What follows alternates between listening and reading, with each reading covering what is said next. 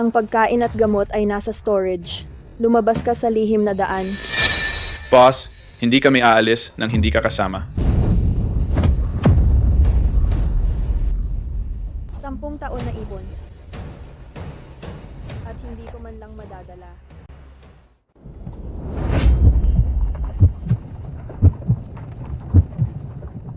Hindi ito ang base. Baba na, nandito na tayo.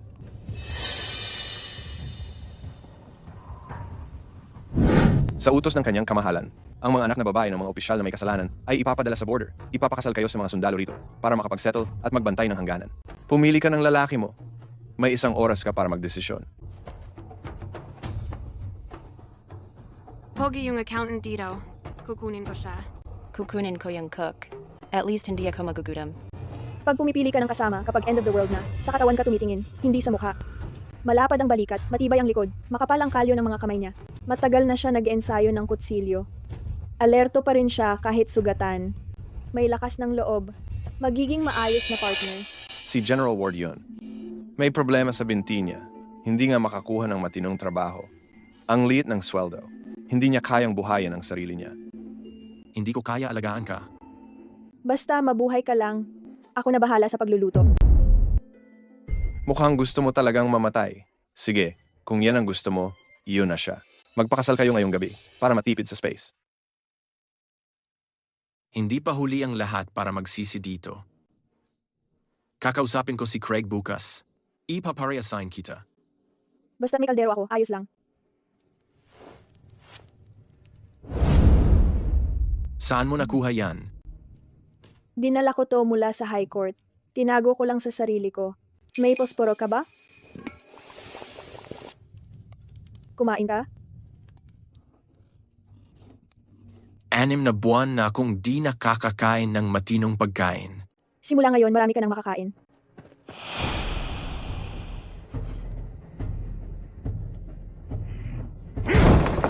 Saan galing tong kanin at karne na to? Ang pagtatago ng pagkain at karne ay pinaparusahan ng latigo ayon sa batas militar. Itong mga rasyon na to, dinala ko mula high court. Ito na lang ang natira. Commander, ikaw ang bahala sa logistics ng kampo. Hindi mo naman siguro kami pipigilan sa gabing kasal namin para lang sa isang mainit na pagkain, di ba? Sige, matalim ka talagang magsalita. Pero Jonathan, kulang ang tao sa opisina ng commander. Wala pang naka-assign sa Northwatch Camp. Ikaw na ang pupuno sa pwesto bukas. Ano? Tatanggi ka ba sa utos dahil lang bagong kasal ka? Sumusunod po ako. Anong klaseng lugar ang Northwatch Camp? Huwag mo nang intindihin yon. Matulog ka na. Aalis ako agad bukas ng umaga. Sasama ako sa'yo. Hindi pwede. Delikado roon. Sino nagsabing pupunta ako doon para mamatay? Pupuntahan ko para malaman kung maganda bang gawing taniman ang lupa. Noong apocalypse, ako ang namahala ng logistics base ng 300 katao. Ang pwesto sa Borderlands, maliit na bagay na yon sa akin. May sapat na supply dito para sa 2 tao sa loob ng 6 na buwan. Pero hindi tayo pwedeng umupo lang at kainin hanggang maubos. Kailangan kong makahanap ng matatag na mapagkukunan ng pagkain agad.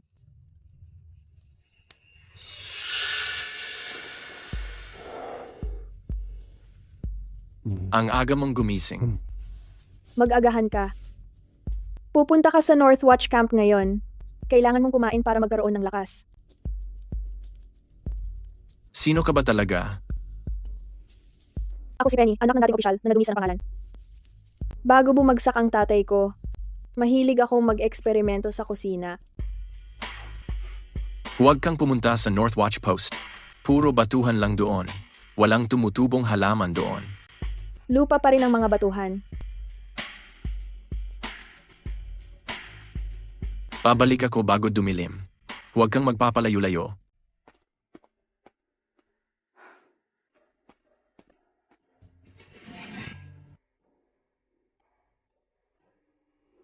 Pwede na to. Hindi ba yon ang babae na inilaan kay Jonathan? Ano bang hinuhukay niya? Baka nabaliw na siya sa gutom. Gusto magtanim ng gulay. Kung may gulay na tutubo sa lugar na to, kakainin ko ang asarol na to ng hilaw. Huwag mo sayangin ang effort mo, miss. Nasubukan ko na ang lupa dito. Lahat ng itinanim namamatay. Sayang lang oras mo. Sir, taga-kusina po ba kayo? Oo, ako ang nagluluto para sa mahigit 300 katao dito sa kampo. Ako ang namamahala ng mga pagkain. Mahalaga ang mga pagkain sa lugar na to. 1 libra ng brown rice, halo pa ng 3 libra ng ipa. Sir, may natira bang mga dahon o ugat ng gulay sa kusina? Maski bulok na, okay lang po. Para saan yun? Maski baboy, sobrang magaspang yan. Pag ginamit ang bulok na dahon, abo, at sawdust, pinagsasama-sama at pinapa-ferment, mas mapapabuti ang buhangin ng lupa.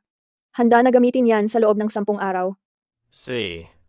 May tambak ng bulok na gulay sa likod ng kusina. Kunin mo kung gusto mo. Pero tandaan mo, huwag kang manghingi ng pagkain sa akin kung walang tumubo. Wala akong sobrang pagkain. Yung matandang gago na si Craig, dito na naman niya tinatapon ng mga tao. Kaya mo bang kumilos gamit yang paa mo? Kakayanin ko. Alam naman ng lahat yan. Pero ayaw tayong bigyan ng kampo ng kahoy o bakal. Paano natin aayusin to? Gumawa na lang ng pader na bato. Libre naman ang mga bato. May tao doon. 3 silang paparating mula sa timog. Putek, alam kong delikado yung pagbaba na yon. Sisindihan ko na ang ilaw pananda. Wala ng oras.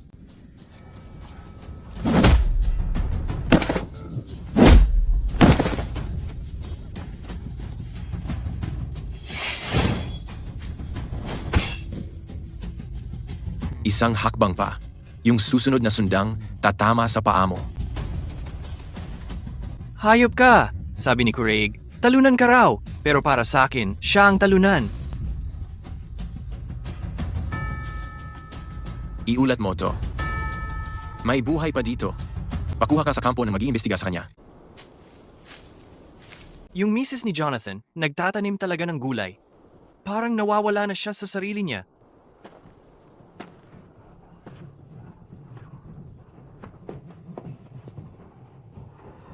Ikaw mismo ang nakahuli nito? Tumulong si Leo.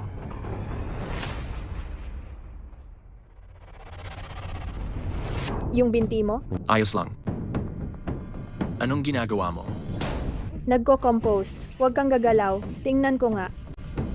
Bumukas ulit yung sugat. Medyo namamaga na. Hintayin mo ako dito. May mga halamang gamot ako sa loob.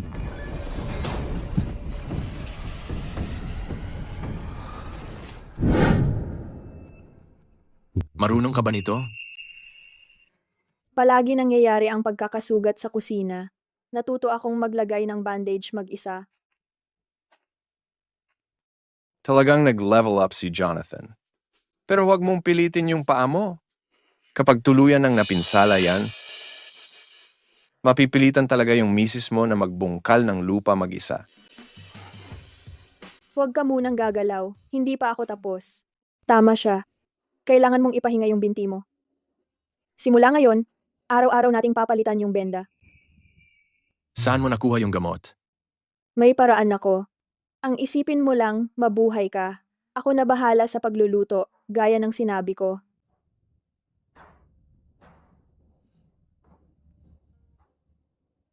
May tapang siya. Hindi siya nagpapatinag kahit may sugat. Matibay na tao yan. Sulit siyang tayaan. Tumataas na ang temperatura. Sa bilis nito, magagamit na siya matapos ang 10 araw. Penny, araw-araw. Mas matindi pa ang sipag mo kaysa sa mga sundalo. Yung lalaki mo nakahuli ng 3 espiya kagabi. Kalat na yan sa kampo.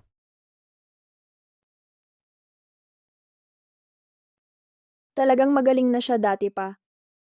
Wala lang siyang tiyansang maipakita noon. Pero tungkol dito sa lupa, kung tutuusin, kahit may mapatubo ka pa, hindi pa rin sasapat para mapakain kayong dalawa. Narinig ko pinigil ni Craig ang 3 buwan niyang sahod. Paano kayo mabubuhay niyan? Ginoong Chandler, sabi mo ikaw ang namamahala sa pagluluto para sa mahigit 300 tao rito sa kampo? Oh, bakit? Nagluluto ka ng malaking kalderetang lugaw tuwing umaga, tama?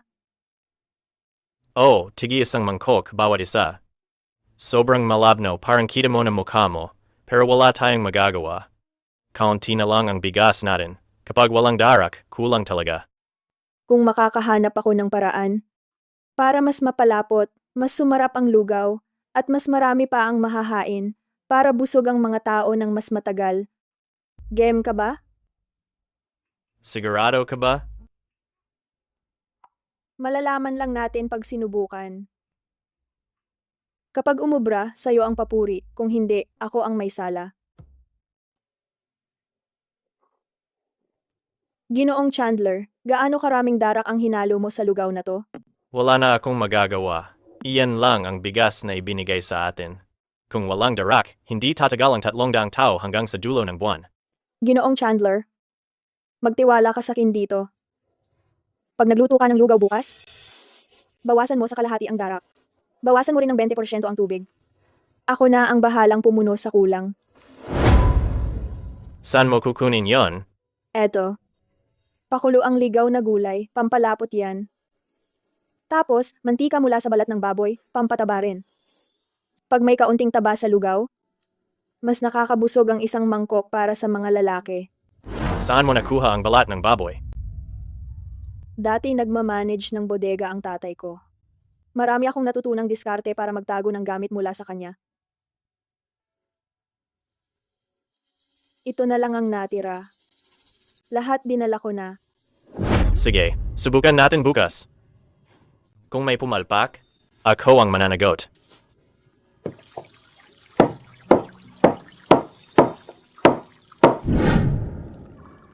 Kamusta na ang sugat ni Jonathan?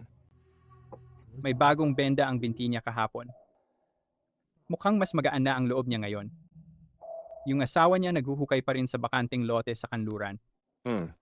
Pag tunay na may napatanim siya, saka tayo mag-usap.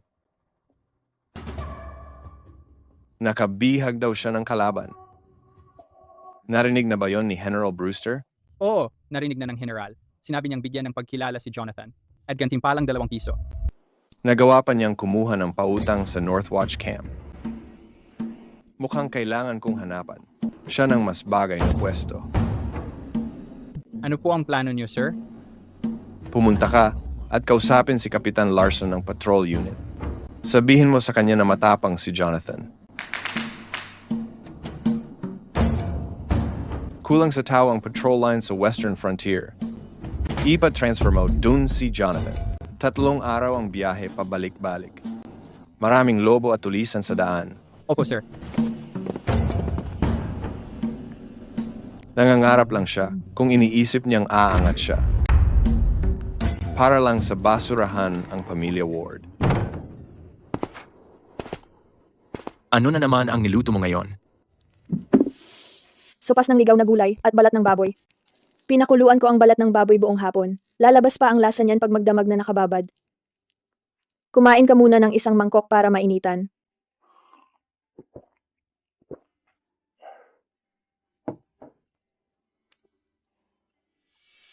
Gaano pa karami ang pagkain mo?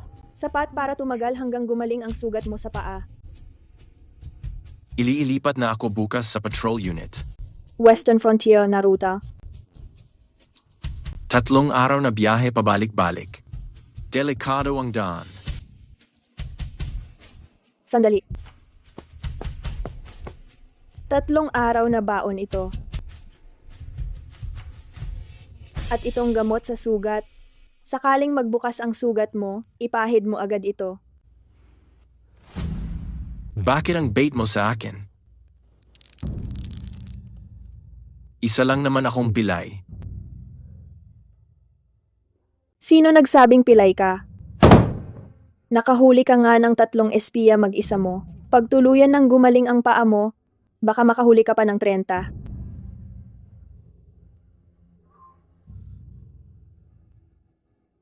Paano kung hindi ako makamit ang pangarap ko? Dahan-dahan lang tayo. Nandito ako sa pagsasaka. Ikaw naman, lumalaban sa labas. Bubuo tayo ng maayos na buhay para sa atin. Pagbalik ko galing patrol, may dadalhin akong pasalubong sa'yo. Ano naman yon? Balat ng lobo. Maraming lobo sa kanluran. Gagawan kita ng pangloob para mainitan ka. Sige, pero buo ang gusto ko. Ayoko ng may butas. Sige, usapan yan.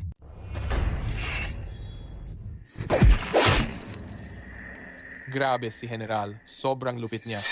Ngayon lang ako nakakita ng kahit sino na hinarap ng harapan ng isang lobo. Buong-buo pa ang balahibo, magagamit pa talaga.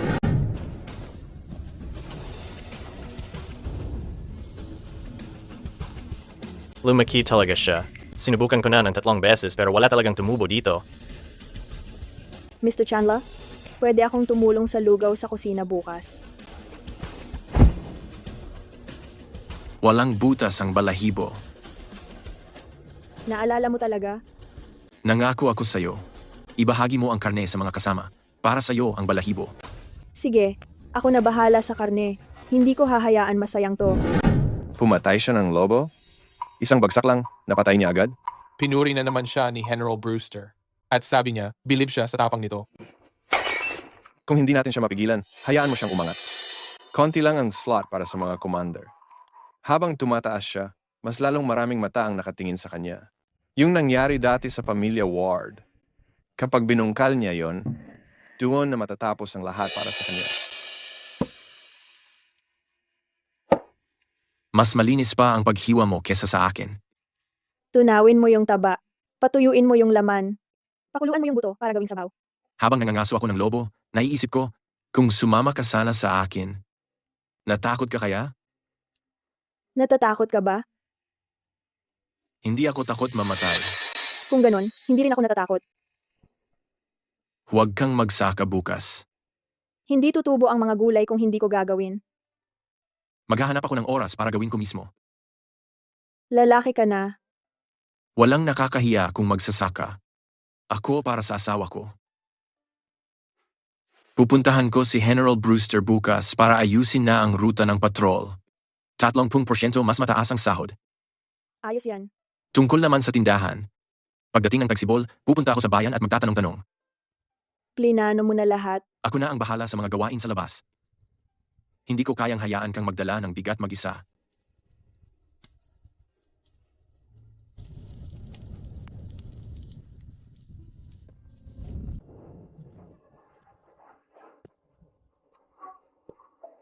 Nagsimula rin ang tatay mo dati bilang komandante. Sayang naman. Naging general na siya, pero bumagsak pa rin.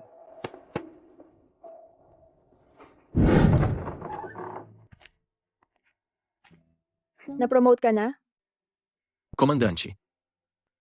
Binanggit ni Craig ang tatay ko. Kilala niya siya. Naimbestigahan mo na ba ang kaso ng tatay mo? Oo, sabi nila nagtaksil daw siya pero hindi ako naniniwala. Sumulat siya sa akin 3 buwan bago siya namatay. Sinabihan niya akong mag-ensayo pa rin gamit ang aking espada. Sabi niya tuturuan niya ako ng taktika pagtapos na ang labanan. Hindi magsasabi ng ganun ang traitor. Kaya ano ang plano mo? Aangat ako. May access ang general sa mga record ng militar.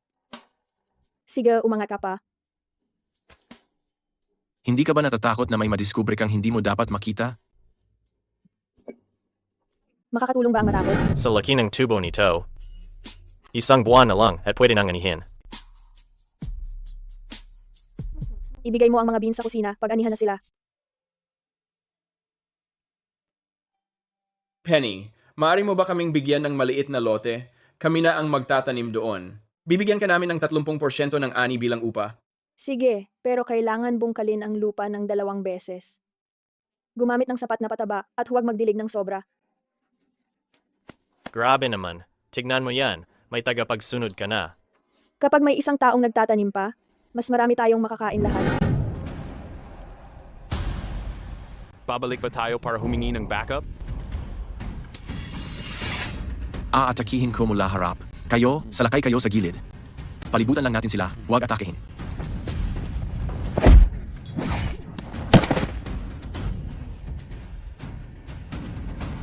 Commander, ang bilis mo talaga. Dalhin niyo sila para tanungin. Saan galing ang mga patatas na to? Doon sa bukid. Namitas ako ng 2, malalaki, para matikman. Mas masarap pa kaysa brown rice. May parating pang mga beans at kalabasa. Makakakuha pa tayo ng 3 ani bago magtaglamig. Kung makakabalik tayo sa High Court balang araw, kung malinis na pangalan natin at malaya na tayo, gusto mo pa bang bumalik? May lupa bang pwedeng sakahin sa High Court? Wala. Di ayoko na rin.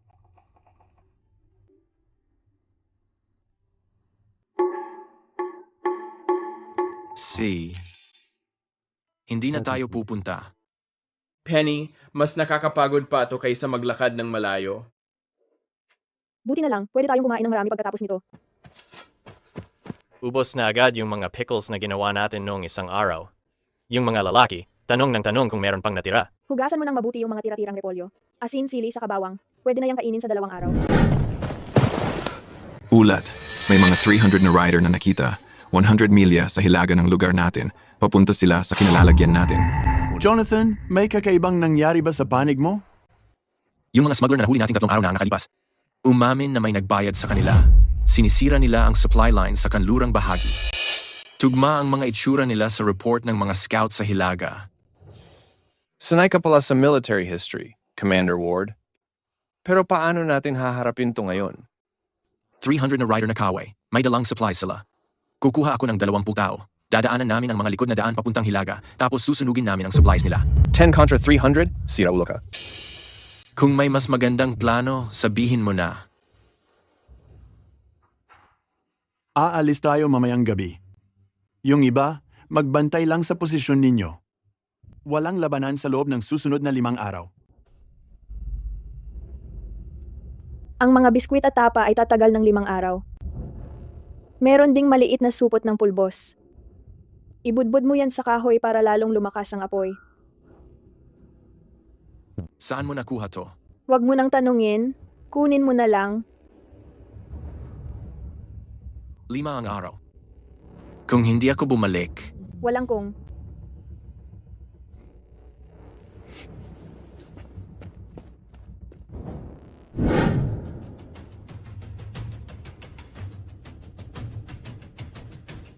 tatlong bantay. Ako na ang papasok at sisimula ng sunog. Kayo, magtago kayo sa magkabilang gilid ng burol. Kapag nagsimula na ang apoy, barilin nyo agad ng palaso ang lalabas. Huwag kayong matali doon.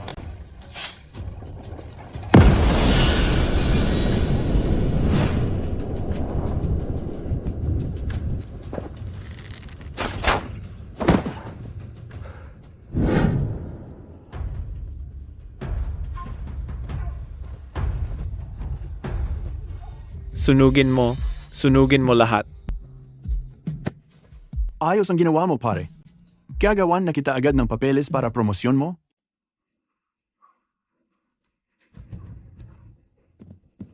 Nasaktan ka na naman? Gasgas lang too. Palitan mo yung ganda pag uwi mo.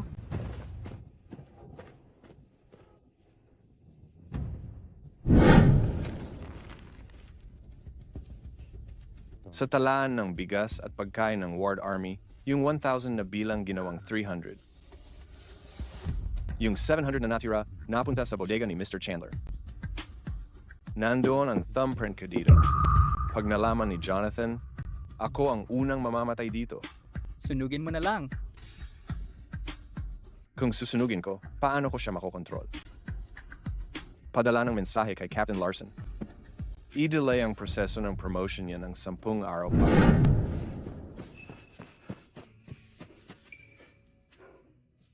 Pwede ring gawing atsara ang repolyo. Asin, sili, at bawang. Haluin mong mabuti tapos ilagay sa bote. Penny, nabibili ba ang recipe? Hindi ito binebenta, ituturo ko sa'yo.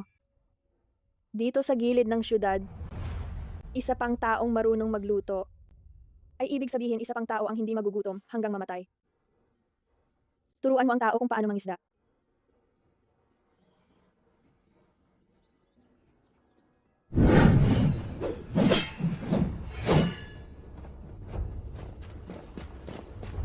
Kailangan tapusin ang mga papeles para sa pagtalaga kay Kapitan Maddox. May ilang bahagi sa combat records na kulang ang pirma ng supervisor. Para doon sa insidente sa Northwatch Post, naiwang walang pirma ang co-signature. Nagmadali kasi kaming i-report ang mga nagawa noon. Nalampasan ko iyon. Aayusin ko bukas. Pakiayos na ngayon, Kapitan Maddox. Wala akong selyo ngayon. Bukas na lang. May alam ba si Craig na sekreto tungkol sa tatay mo? Yung mga talaan ng supplies. 2 beses na niyang binanggit si Papa. Gusto niyang ipaalala sa akin na may hawak siyang alas. Eh bakit hindi mo na lang diretsyong tingnan ang mga military files? Kapitan ako. Wala akong access sa mga files na pang-commander pataas. Paano kung mag-apply ka bilang kapitan para kunin mo mismo ang original mong service records? Makikita mo agad kung walang pirma sa co-signature.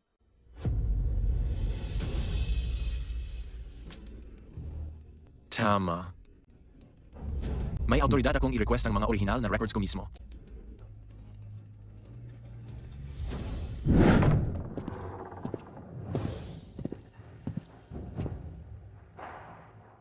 Ni-request ko ang sarili kong original na service records. West Line patrols sa North Watch Post. Sinira ang tatlong supply cache ng kalaban. Kailangan nyo ng approval ng kapitan o mas mataas. Batas Militar BLG, SECI. May karapatan ang opisyal na iyon na i-access. Lahat ng original na records sa ilalim ng sarili nilang pangalan. Nagpadala si Kapitan Maddox ng tao para ihatid ito kaninang umaga. Sabi niya, nalampasan at dapat idagdag ito.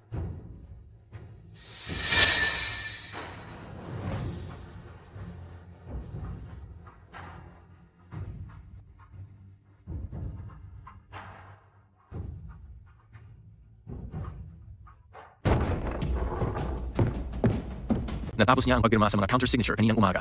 Nandoon lahat ng original. Hindi ko pwedeng tanggalin ang mga yon. Ibig sabihin, Pero may napansin pa akong iba. May kalahating marka na inukit sa loob ng pintuan ng records room. Tugma yon sa nasa hawakan ng espadang ito. ang tatay mo ang nag-ukit noon. Siya ang namahala sa mga operasyon dito noon. Iniwan niya yung marka sa frame para matagpuan ko. Hindi ka makakapasok sa records room, pero lumalabas ang clerk tuwing tanghali para mag-lunch.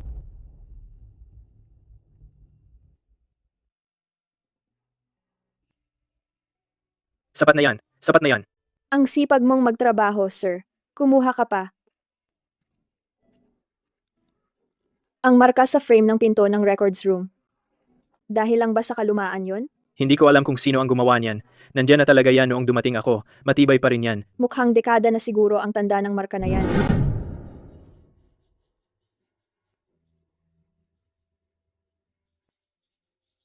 Luma na nga ang frame. Nandito na dati ang tatay mo. 3 taon bago siya bumaba ng posisyon, Deputy Commander siya dito noon. Ano ba ang gusto niyang ipahanap sa'yo gamit yung mga marka na yon? Mga na-archive na file para sa Senior Command at Patas. Mga record ng logistics at supply. Magmamatch yon sa mga hawak ni Craig. Anong klaseng lock meron sa high-level archive na yon? Double-cylinder na kandado sa bakal na cabinet. 2 ang susi. Isa para kay General Brewster. Isa para kay Craig. Laging dala ni Craig ang kanya. Anong plano mo? Nagtatanong lang.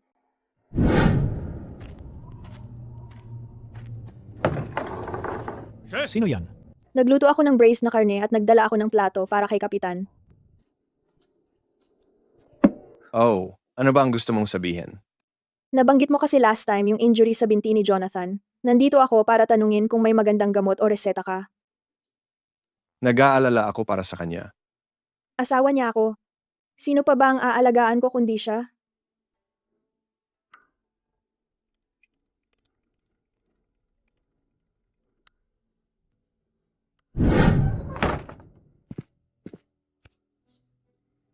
Nakuha ko na karamihan ng impresyon ng susi. Kulang pa ng kalahati. Lumitaw yon pag yumuko siya. Ikaw talaga. Kung gusto mong imbestigahan yung kaso ng tatay mo, kailangan mong buksan yung bakal na cabinet na yon. Kung matutulungan kita, bakit hindi? Sasama ako sa'yo sa susunod. Mapapansin ka masyado. Mas okay na ako lang ang pumunta. Hindi ako mapapansin. Yung ganitong klaseng lock, may mga uka sa likod. Hindi sapat ang impression sa harap lang. Sige, nakuha ko na. Huwag mong ipahamak sarili mo. Huwag kang mag-alala. Nakaraos ako sa apokalipse. Anong magagawa ng isang kapitan sa akin? Dinalhan tayo ng Atsara, ng misis ni Jonathan kagabi. Panay ang libot ng mata niya buong oras. Pakiramdam ko may kakaiba rin. Pagkaalis niya, gusto mo bang palitan ang kandado ng cabinet mo? Kapag pinalitan ang kandado, parang nagdududa na ako sa kanila. Huwag mong palitan. Kung gusto niyang mag-imbestiga, hayaan mo siya. Klaro naman ang ebidensya sa kaso ni Ginoong Chandler. Pero tungkol dito sa babaeng to, ilabas mo ang profile niya. Anak siya ng dating opisyal na naalis sa pwesto, marunong magtanim at may hawak ng mga susi. Hindi siya basta-basta sosyalera. Opo, sir. Sabi ng mga taga-kusina, ang recipe ng atsara ni Penny ay nakakatipid ng kalahating asin. Pinupuri siya ng lahat ng lalaki. Napabilib pa niya ang mga taga-kusina. Simula bukas, ipalabas ang utos. Rasyon na ang asin sa kusina kada tao. Walang sosobra ni 1 gramo. Tingnan natin kung anong gagamitin niya sa atsara ngayon. Wala na talaga si matandang Craig, sira na ulo. Grabe, binawasan ng 30% ang asin. Wasak na ang atsara. Marami namang ligaw na sibuyas doon sa burol. Durugin mo para sa katas. Ihalo mo sa tinadtad na ligaw na gulay. Malasa pa rin kahit walang asin. Mamimitas ako sa hapon. May mga lobo sa bundok. Ang lalaki ko ang nangangaso ng mga lobo habang ako naman ay namumulot ng gulay. Kami ang perpektong magkasama. Saan ka pupunta? Sa bundok, mamumulot ng wild na sibuyas. Itinatago ni Craig ang asin. Sasama ako sa iyo. Di ba may ronda ka ngayon? Tapos na ako. Tara na. Kapitan Ward, ang saya mo ngayon. Sinamahan mo pa ang misis mo mamulot ng wild na gulay. Mas nakaka-relax talaga to kaysa maging commander. Kapitan Maddox, kung may oras ka pang mag-alala tungkol sa pamilya ko, mas mabuting tingnan mo ang mga account ng bodega ng asin. 30% ng asin hinold lang ng ganun. Kailangan ko ng paliwanag. Tara na, hindi siya magtatapang sa harap ng lahat.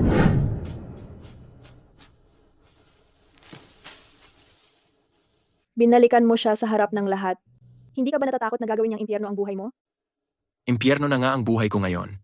Hindi ako natatakot kung dagdagan pa niya. Jonathan, tingnan mo ito. Pwedeng pakuluan ang mga ugat na to para gawing asukal. Mahaba ang taglamig sa hilaga. Kapos na sa asukal ang mga sundalo. Nagkaka-frostbite na ang kamay at paa nila. Mas mahalaga pa to kaysa asin.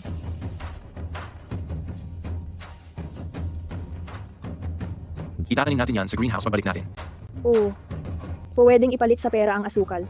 Bibilhan kita ng bagong blade, tsaka magandang gamit. Ayoko marinig na ang asawa ni Captain Ward ay puro gulay lang ang alam. Pagbalik natin sa base, tuturuan kita kung paano gumamit ng blade. Ha? Kung sakaling wala ako at umakyat kang mag-isa sa bundok, kailangan marunong kang magtanggol sa sarili mo. Sige, tuturuan kita magpikal ng gulay. Tapos turuan mo akong gumamit ng blade. Tabla na tayo.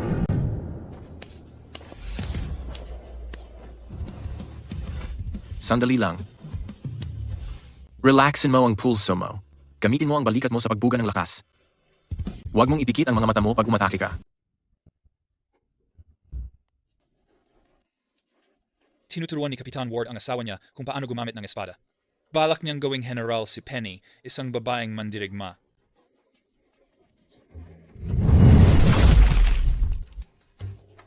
Ayos na.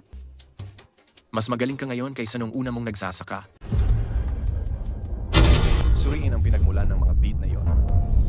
Sekreto ang pamamaraan sa pagtatanim ng mga pananim para sa parangal. Paano niya malalaman ang mga iyon? Maghanap ka pa ng ilang tao na mapagkakatiwalaan. May kalaban. 800 na kabalyerya kulang-kulang 10 milya mula sa kampo.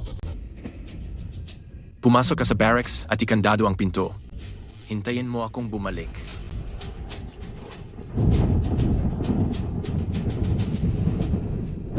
$800 na kabalyerya at mas kaunti pa sa 400 ang handa sa labanan. Lupa lang ang mga pader natin, Kapitan Maddox. Ano ang mungkahi mo? Mas marami sila kaysa sa atin. Umatras tayo sa sentral na linya habang pwede pa. Mag-iwan ng grupo na magbabantay sa likod. Hindi tayo pwedeng umatras. Walang buwan ngayong gabi. Hindi alam ng kalaban ang lugar dito. Kung gagalaw sila ngayong gabi, aabutin ng 3 oras. May oras pa tayo. Pero anong depensa? Madaling gumuho ang pader na lupa pag tinamaan. Mas kaunti pa sa 10 pana bawat tao ang meron. Hindi aabot sa 200 talampakan ang pinakamasikip na bahagi ng Hilagang Lagusan. Bigyan mo ako ng 100 tao. Magtatayo tayo ng harang na bato at papalagyan ng apoy ang daan. Tigilan ang kalaban sa lagusan at magiging ligtas ang kampo.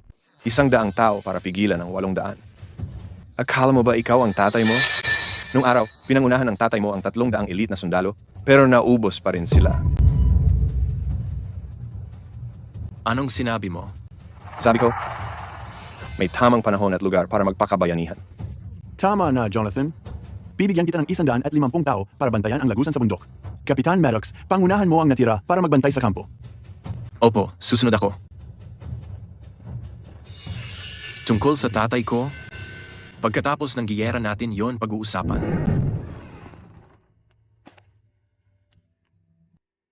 Kumain ka. Busugin mo muna ang tiyan mo bago ka umalis. Saan galing ang pansit? Inipon ko yon. Dapat ipang selebrasyon ko yan para sa pagkakapromote mo bilang kapitan. Ito na yon, ang selebrasyon.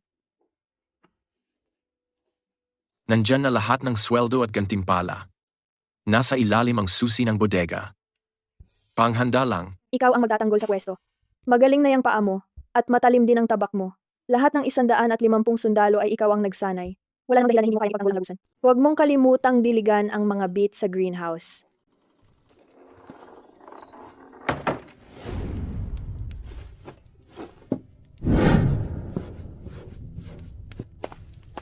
Bakit ang bango ng pancake na to?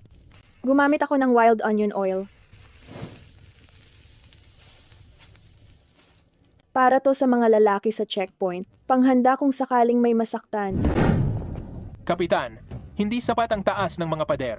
Bagsak agad yan pag binangga ng mga kabalyerya. Tama na yan. Tambakan nyo ng dayaming may langis sa likod ng pader. Sindihan nyo agad pag malapit na ang mga kabalyerya. Hindi mapipigilan ng apoy ang mga kabayo. Pero natatakot ang mga kabayo sa apoy.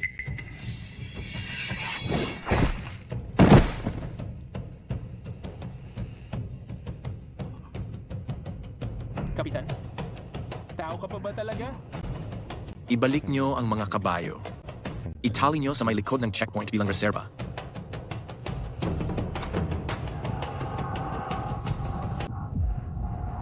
Andito na sila. Sindihan ang mga sulo. Lahat pumwesto na. Walang gagalaw hanggat. Wala akong utos.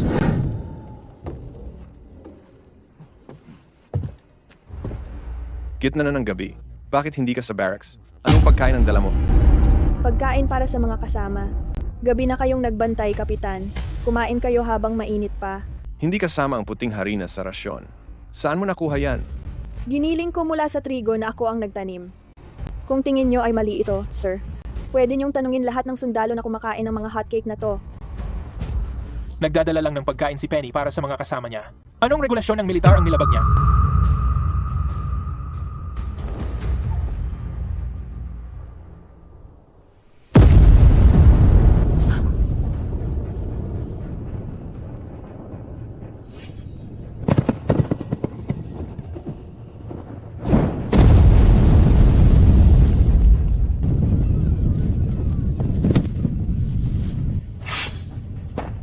Putok, tamaan ang mga kabayo, huwag ang mga tao.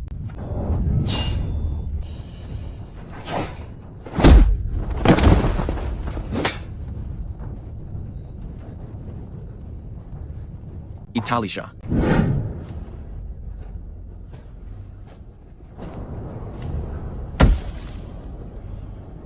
Sigurado na ang lagusan. Buksan ang mga gate ng kampo.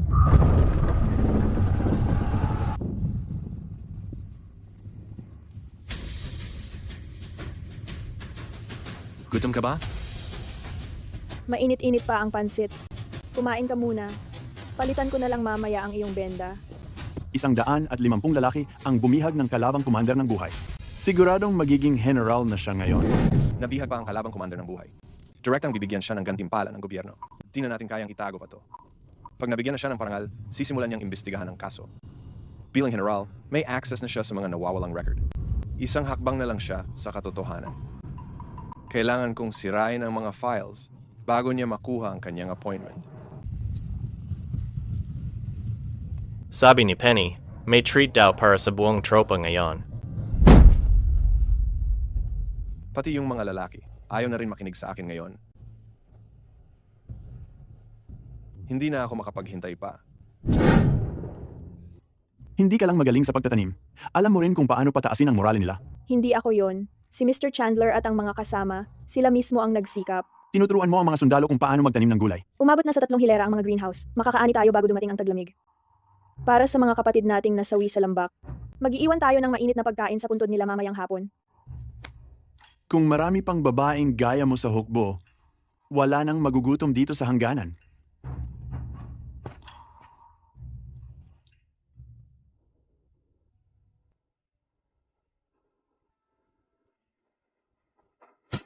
May lead na rin ako sa kaso ng tatay ko. Na-interrogate na namin yung commander ng kalaban. Sabi niya, may nagpadala daw ng defense plans noong 6 na taon na ang nakalipas. Ang sabi ng taong yon, may kaunting pabor daw si Mr. Chandler. Mr. Chandler? William, Assistant Secretary of Defense. Hindi ang tatay mo ang isa sa nagtaksil sa atin. Si William ang totoong may kasalanan. Pinatahimik ang tatay ko dahil nabunyag niya ang korupsyon. Nakatago ang ebidensya sa loob ng pader ng dati niyang barracks. Dahil dito, tinatawag tayo ng High Court para sa parangal. Parang hulog sa atin. Pumunta ka sa High Court at kunin mo yung ebidensya. Ang pumunta sa High Court, parang pumasok sa lungga ng leon. Ang ikinakatakot ko, pag naranasan mo na ang marangyang buhay doon, baka ayaw mo nang bumalik.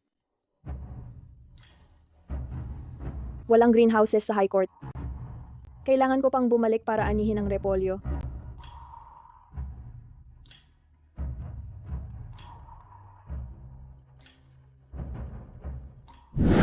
Sa biyaya ng langit, iniutos ng emperador.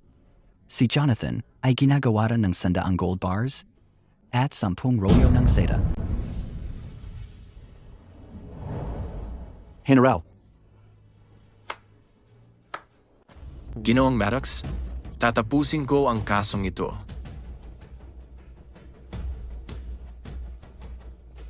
mga ginoo, pareho kayong naglilingkod sa hukuman. Walang dahilan para mag-away pa kayo. Mahaba pa ang lalakbayin natin at natatakot lang ako. Natatakot akong hindi kita kayang protektahan.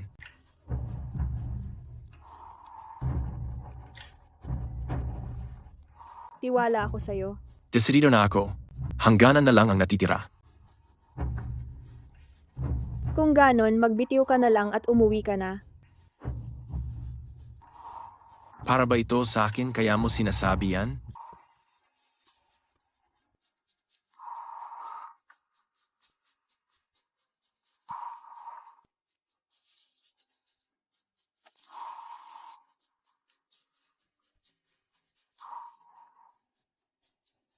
Mag-ingat ka sa biyahe.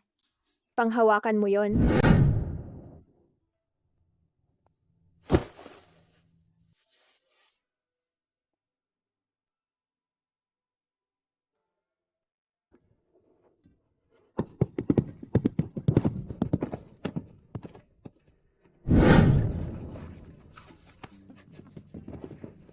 Craig ay papunta na.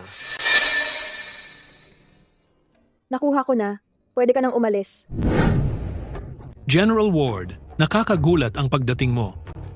Iniisip ko kung ano ang dahilan ng pagpunta mo rito ngayon. Para suriin ang mga dokumento, mga record ng Defense Department sa nakaraang mga taon.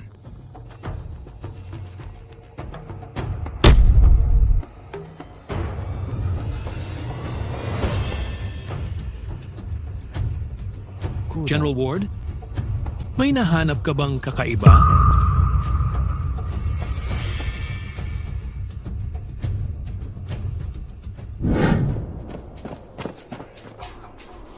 May utos na para sa panibagong investigasyon. Mga tala ni Brian. Ninakaw ng punong ministro ang pondo ng militar. At nagtaksil sa bayan. Heto ang ebidensya. Ginong Ward, nakikiusap po ako sa inyo. Linisan ninyo ang pangalan ng 100,000 sundalong nasawi sa hangganan.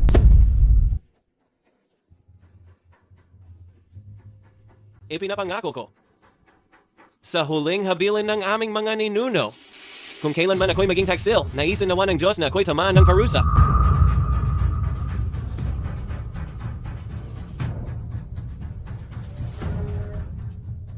Anak ko, Jonathan, ang pandarambong sa mga rasyon ng militar ay kinasasangkutan ng punong ministro. Nakatago ang ebidensya sa kabinet na ito. Manatiling kalmado at matiyaga. Hintayin mong maging general ka muna bago ka kumilos. Ang tanging pagsisisi ko ay hindi ko na ipakain ng maayos ang mga sundalo sa hangganan. Kung magagawa mo ito, mapapayapa na ang aking kaluluwa. 6 na taon na ang nakalipas. Ninakaw ni Craig ang 300 unit ng ration ng militar. Isinisi ito sa aking ama at pinaki ang mga sulat ng pagtataksil. Nandito mismo ang orihinal na mga talaan. Bawat tala ay may pirma niya mismo. Ang tatay ko ay nagtaga ng lihim na marka sa likod ng tinatawag na mga liham ng sabuatan. Mga sumbong na liham yon. Pinatahimik siya dahil natuklasan niya ang matibay na ebidensya ng katiwalian. Nagsisinungaling ka. Patay na si William. Handang tumestigo ang anak niyang si Andrew.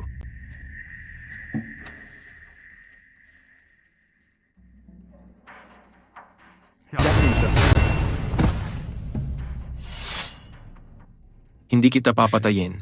Buhay ka pang ihahatid sa mataas na hukuman para doon ka parusahan ng kanyang kamahalan. Ang mga rasyong militar na inilustay ni Craig ay kailangang ibalik sa loob ng 3 araw ayon sa talaan sa lahat ng tropang nadaya. Ang buong supply ng kampo ay ipapamahagi sa pangangasiwa ko at ni General Brewster.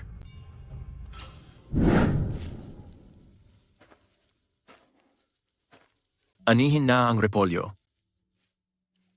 Masyado na itong tatanda pag hindi natin inani. Tapos na ang mga usapin sa mataas na hukuman. Itinalaga ako ni His Majesty bilang General ng Hilaga. Ibinigay niya sa akin ang utos na pangalagaan ng depensa ng hangganan nang hindi nangangailangan ng payag mula sa High Court. Isang hanay ng tiwaling opisyal mula sa Ministry of War ang inaresto. Magandang balita yan. Nag-arrange ng kasal si His Majesty. Ikaw ang magiging asawa ng General. Pinarangalan na may pinakamataas na kautusan. Ano ang mga benepisyo ng pagiging asawa ng general? Dagdag na $30 kada buwan. Pwede kang magsuot ng opisyal na kasuotan at hindi mo na kailangan lumuhod sa harap ng mga opisyal. Ayos yan. Pero may isa akong kondisyon. Dapat palakihin ang aking greenhouse hanggang 3 hektarya. Ibebenta natin ang sobrang gulay sa bayan ng Garrison. Sa atin mapupunta ang kita. Kung hindi sapat ang 3 hektarya, gawin na lang 8. Maglalagay tayo sa buong Borderlands para hindi na muling magutom ang mga sundalo habang nakikipaglaban. General, handa na ang training grounds para sa kasal. Ang buong kampo ay makikibahagi. Walang opisyal mula sa High Court ang iniimbitahan. Tara na. Binubuksan na natin ang pangatlong garapon ng pickles. Isang putahe kada mesa, tuloy-tuloy lang ang labas. Una, yumuko sa langit at lupa. Pangalawa, yumuko sa mga magulang ninyo. Ngayon, yumuko kayo sa isa-isa.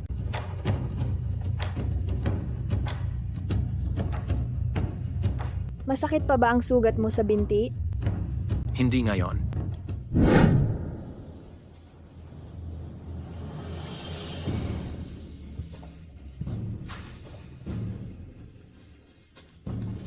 Ano? Sulat mula sa mataas na hukuman. Galing kay Andrew. Nagwala si Craig sa loob ng kulungan. Bumagsak na ang punong ministro. Nabigyang linaw ang pangalan ni William pagkatapos ng pagkamatay niya. Tapos na ang lahat. Sabi ng tatay ko, ang tanging panghihinayang niya ay hindi niya napagbuti na mabusog ang mga sundalo sa hangganan. Ngayon, tapos na.